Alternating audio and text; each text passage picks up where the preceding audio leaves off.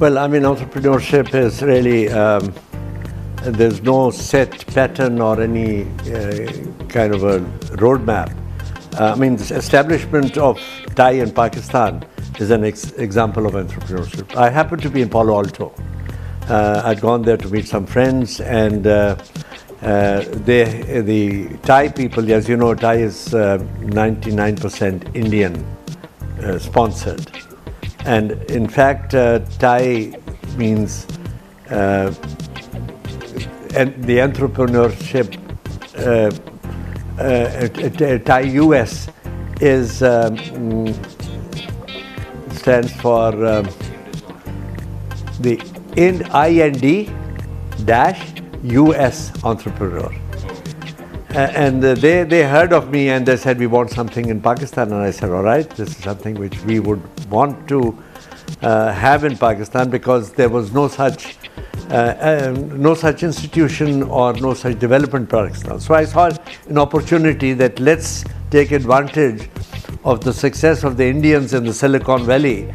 And though there was a few Pakistanis, I would say less than 5% makeup of TiE in the Silicon Valley was Pakistani, and 95% were Indians.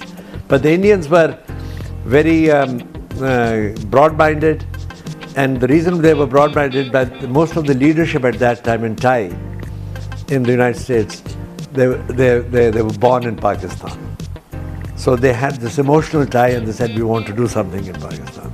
So I said, I'd be very happy to set up the first base of TiE in Lahore and provide whatever support it required.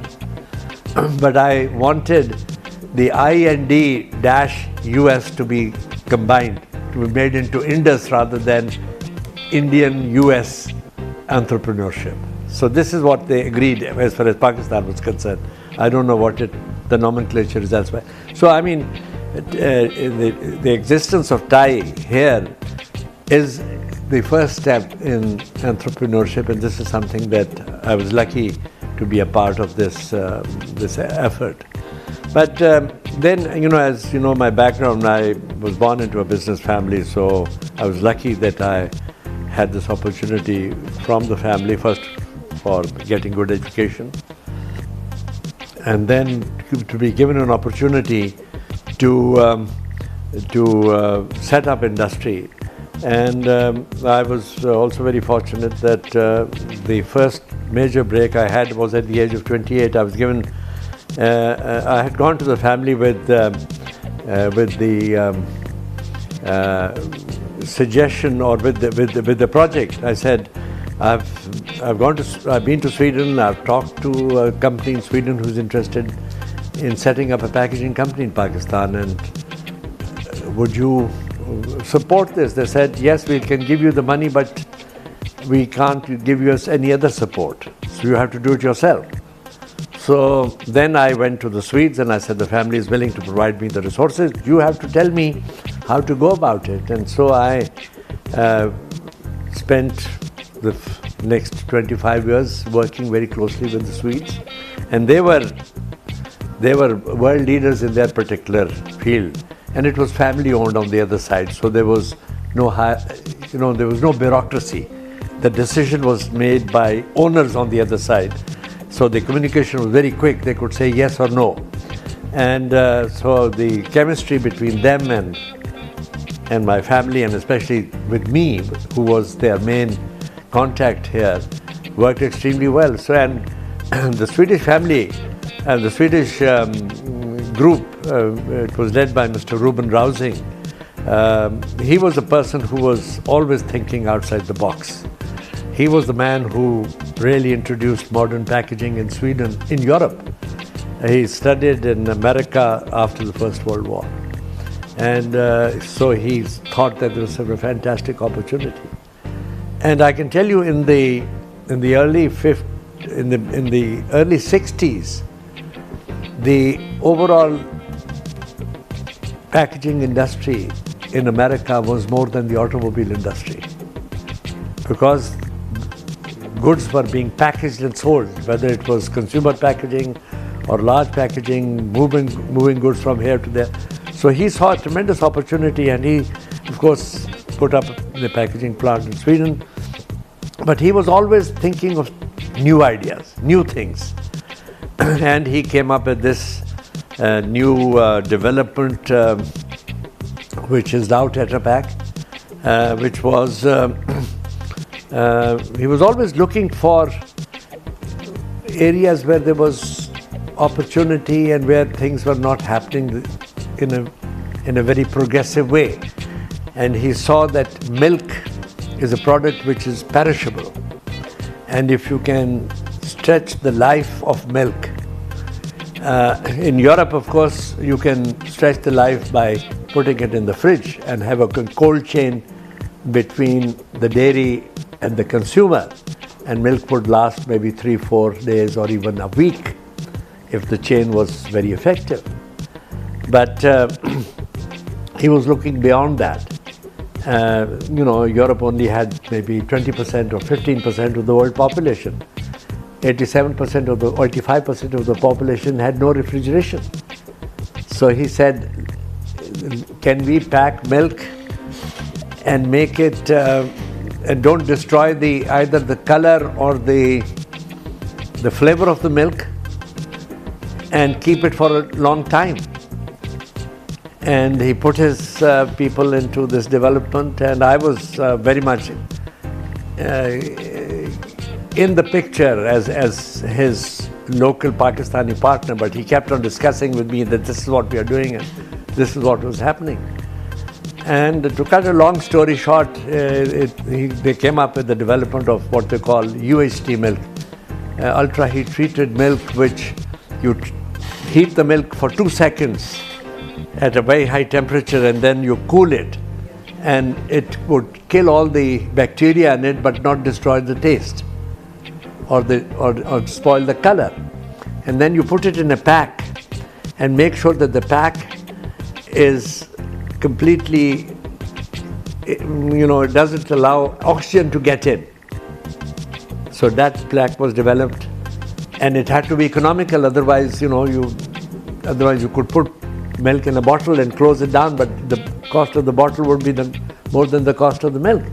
So those were challenges, and because I was very much sort of informed of what was happening, it gave me new ideas. And then, of course, there was really no entrepreneurship, but I said, let's start a similar operation in Pakistan, because Pakistan, there was no regular milk development here of milk processing or milk distribution.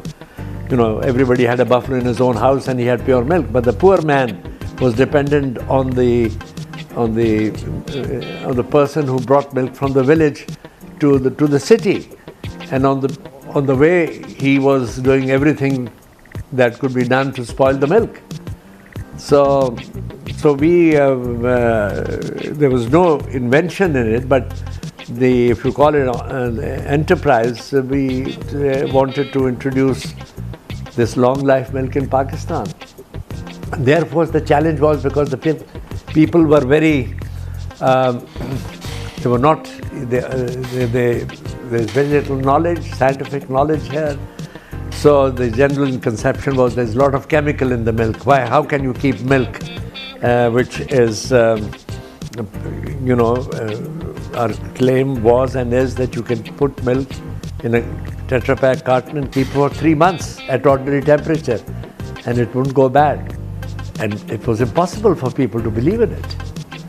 So there the entrepreneurship came, how to persuade people to buy this milk. And we came up with an idea. I said, forget about the Gulbarg area, let's go into the city of Lahore, in the walled city. And you give 2 packs of milk to a house, and not to the second house, but to the 3rd house and to the 5th house and the 7th house and the 9th house, and ask them to open up that pack, 1 today and 1 after a week, and see if there's any difference. This was part of promotion. So the house number 2, number 4, number 6, number 8 got inquisitive that why are they getting milk, what is happening? Within a month, we stopped distributing and they were all buying milk. Instead of putting on the ad, this is what we did to persuade people that nothing goes wrong with the milk. So this is where you have to think outside the box. This was not in a book written anywhere. It had to be applied to the local. And today, milk in Tetra Pak is sold from the Chinese border to the Iranian border. And this is the first time that a poor man can buy pure milk. So here, one can feel satisfaction that you did something which went right and which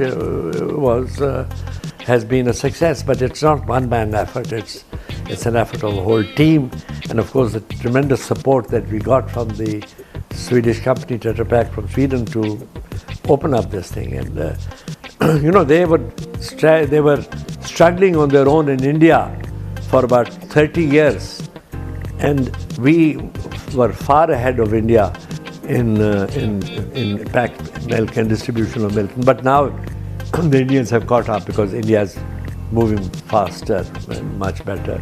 And in also the introduction of packaging itself, it was an unknown industry in Pakistan. We were the first ones to have a company which only focused on packaging. And the whole idea of packaging is to provide means to a manufacturer of products to reach the consumer. And the whole idea is to make it economical, attractive, and also safe, so that there is no adulteration or mixing or anything. So packaging industry from that point of view has been, and then other industries that, take for instance, to introduce Tetra Pak. We were arguing with the Swedes. They said, why don't you sell Tetra Pak here? We said, the industrialist here will not look at milk as an exciting industry.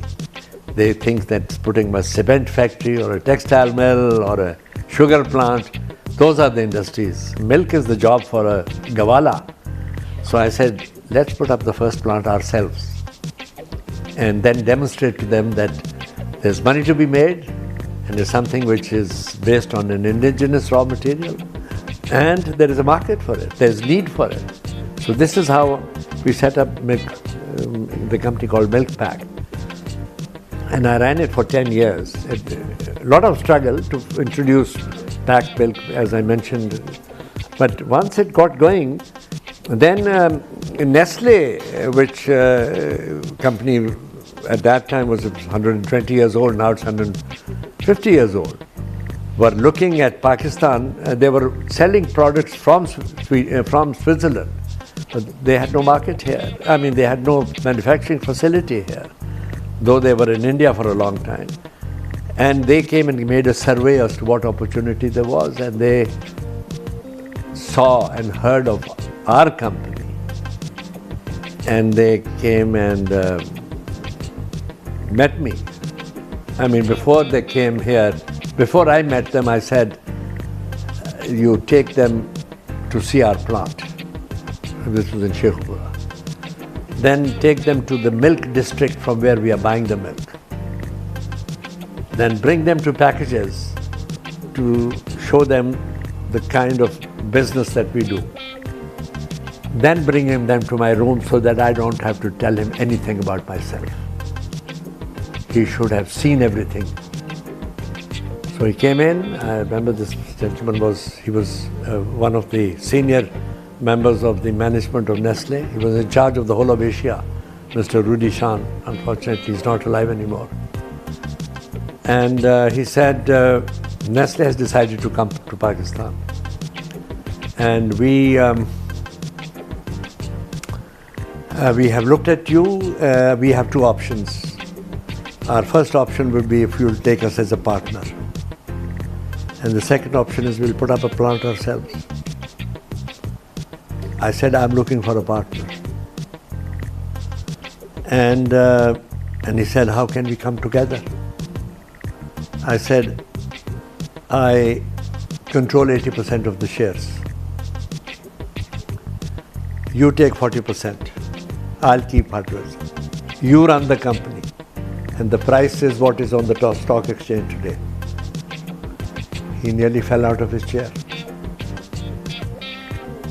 Because I knew that Nestle is a world-class company. They'll run the company well. They'll put add value to it. And I don't want to bargain with them. And he said, I can't ask for anything more. The price of the share of that company was 27 rupees. Today it is 7,000 rupees. Not a bad decision. And it took me 10 minutes. There was no lawyer sitting in the room. You could call this entrepreneurship? Huh?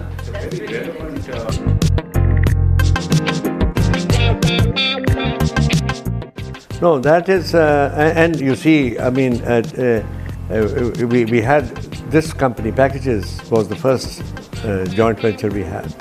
Then subsequently, you know, we had Tetra Pak, which again belonged to the same Swedish company. Then we had Milk Pack, we had Nestle. And so, but I had one basic attitude and philosophy. You treat your partner the way he wants, the way you want him to treat you. You can't have two different values. And so that's why, by the grace of God, it's gone well. I mean, about 20 years ago, I got a telephone call from McKinsey. You have heard of McKinsey? It's one of the leading consulting companies in the world. They had no office in Pakistan. But they had somebody who had worked for McKinsey. It was based in Karachi. He called me up. He said, the McKinsey person in charge of Pakistan, of this area, Asia, wants to come and see you. I said, okay, who can say no to McKinsey? It's a powerhouse. And I said, when does he want to come? I said, he wants to see you tomorrow. I said, tomorrow I'll be in Islamabad. He'll fly to Islamabad to see you. So he was based in Delhi. He flew from Delhi to Dubai to Islamabad to come and see me. And I said, I met him. I said, well, you know, welcome, but what can I do for you? He said, there is an American company that wants you as a partner. I said, unless I know what the company is, I can't tell you. You know, I mean, I've got to have to look at the girl before I marry anybody. So he said, it's Coca-Cola. And I said, why me? I'm not in this business. He said, we as consultants to Coca-Cola have carried out a study of all the joint ventures in Pakistan. And we want to talk to you first before you talk to anybody else. So, I mean, and I later on found out that they had gone and talked to our partners in various companies, Nestle and Swedes and everybody else. And so that's why I'm the chairman of Coca-Cola and a partner. So I mean, whether you call it entrepreneurship or you call it business acumen or otherwise, the reason why I believe in joint ventures is that, and joint ventures not with anybody. It has to be a world player who can stand up to any competition, any development, any issues, because automatically I get that insurance and protection. Because nobody will come out with a better mousetrap than your partner. I mean, and it has to be in that field. I mean, Coca-Cola, you don't have to worry about Pepsi Cola or Gourmet Cola, because Coca-Cola has the muscle to fight them. Nestle will fight anybody in the food business. So I thought that this is the best thing. Instead of my hitting my head against the wall of new development. Why not go with somebody who already has it? But then you provide them the local support, which otherwise they will find it difficult to get. They don't need money, but they need local support, local advice, local knowledge, I give you one example. When we had been partners with Nestle for about 2 or 3 years, a nephew of mine, Fakhr Imam, and his brother went into doing exactly what we did in Milkpack. And I told them, I said, don't do it, because you have a feudal background. You will not be able to manage the business. It requires another kind of attitude. They thought they'd go into milk business and they will become popular because they are buying milk from people in the rural area. That will give them more votes. But they didn't realize that if you don't pay for the milk on time, he's not going to be a friend, he's going to be your adversary. Anyway, and it requires, milk is very unforgiving. It has to be treated properly, it has to be packed properly. Any deficiency anywhere, it will not work. So they put up this plant and they ran it for about 2 years and they ran it into the ground. It was, they lost a lot of money. And because they were my nephews, I was very much interested. I called up Nestle and I said, there's a plant which is exactly like us in Kabirwala. Equipment is excellent, but it's been badly managed and it belongs to my nephews. And I said, I recommend that we take it over because we will be in 2 different sites. We don't want to put all the eggs in one basket, and it'll have another milk, catchment area. So it was on the telephone, and he said, what is the risk? I said, $1 million. He said, take it. In 3 minutes call, I took over this company. And that company today, Kabirwala with Nestle, is the largest milk processing plant in the Nestle world.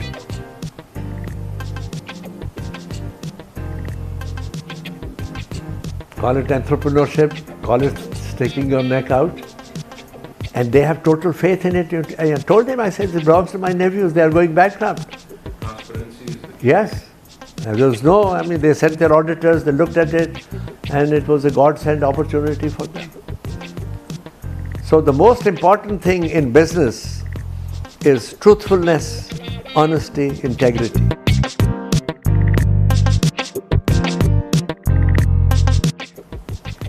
And you got to pay your taxes. Almost in every case, the government gets more money from our companies than we as shareholders. I wanted to go into politics. And I remember I came back from America, and there was a friend of mine who he was much older, but I had a lot of respect for him.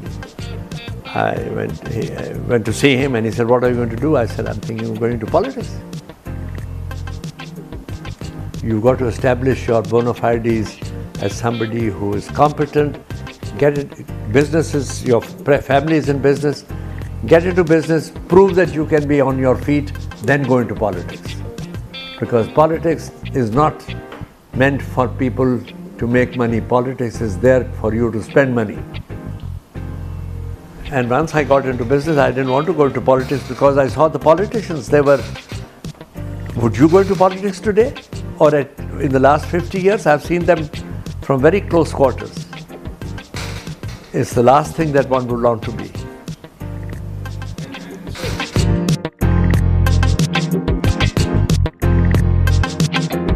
Well, the most important thing is for them to, whatever their idea is, to test it out first on a small scale.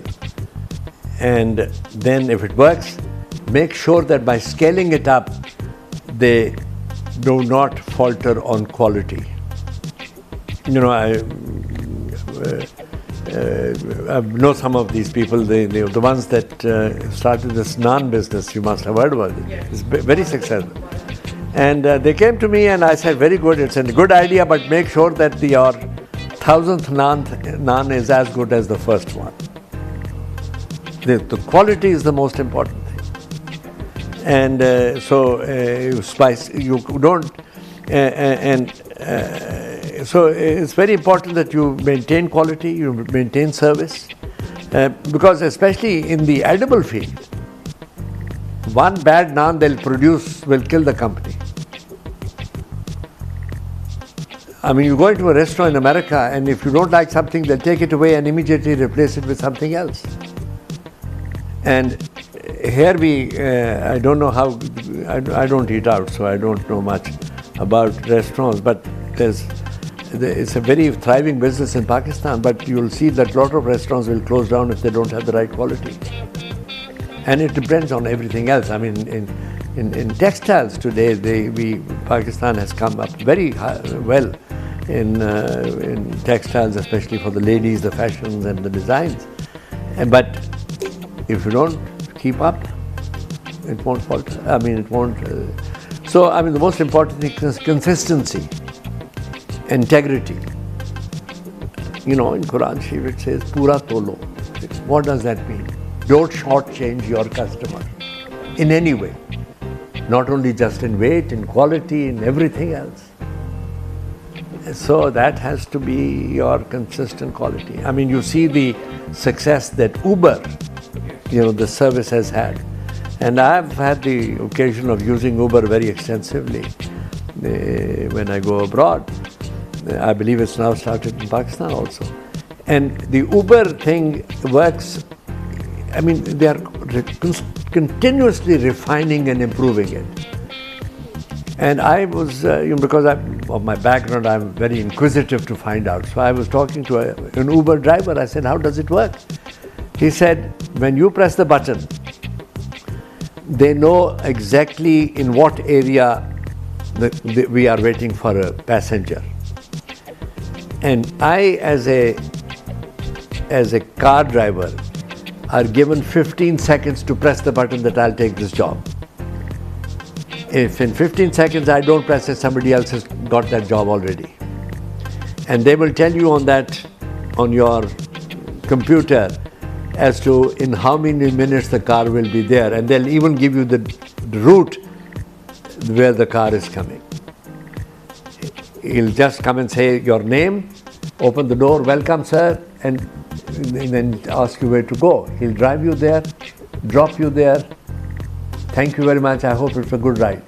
There's no argument about fare, tips or anything else. Then, I as a passenger are asked to rate the driver. What was the ride like? Was the car clean? Was he polite? And if a driver gets 3 bad points, he's off their list. He is no longer given, they take away the license from him. On the other hand, he is then rating the passenger. Was the passenger polite? Any problems? And if he complains that, the passenger behaved badly, they give 4 chances to the passenger, and after that, they say, sorry, we can't give you a car. So this is how you maintain quality, and then of course, the improvising. Now you can share a ride with somebody else in America. So your fare goes down by half or by 1/3. And of course, then you have the option of a standard car, a limousine, or an SUV if you have more baggage. So, they're constantly improving and challenging themselves. They are not static. It's not the same Uber that started it. With the result that Uber, and they don't have a single car. No investment except in the system itself. And this is how their mind works. People have started doing the same thing. They are doing it with the rickshaws. Some of our students at LUMS have started a rickshaw thing. They started this there's a company called Rosie something, and then on land and acquisition and this and that. So, I mean, the limiting factor is your mind of how you can provide a service and be better than somebody else. You can't be in Me Too business. And it's got to be, you have to keep on improving yourself.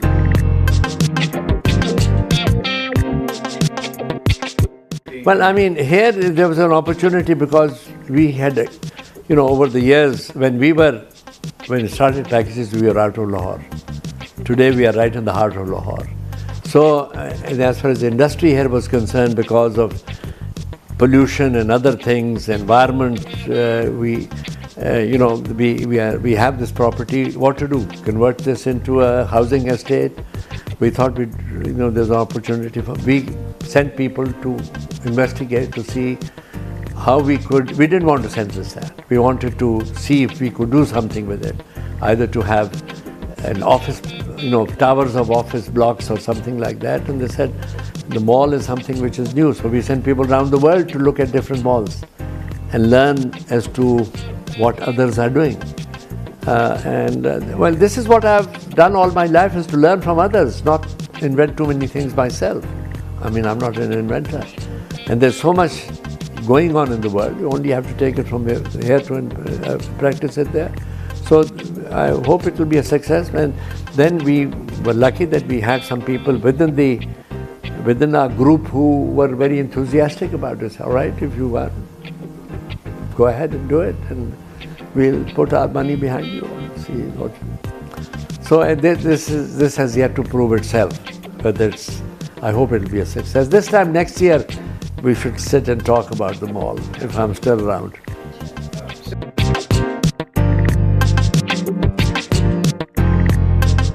Well, my mother, of course, and father, and then I was very lucky. I met some very good people, especially Mr. Reuben Rousing, who was the founder of the Tetra Pak Group.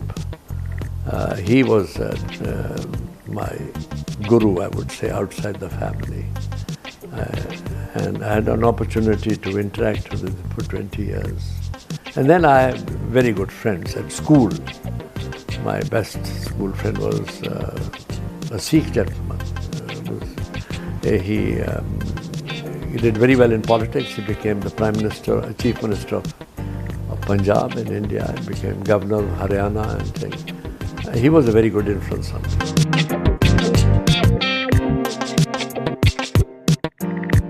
Well, one person that I never saw was Iqbal. And that's one person that I would like to, if I had an opportunity to meet him, because he was, my father knew him well, my brother knew him well, my family knew him well, but so that would be the person.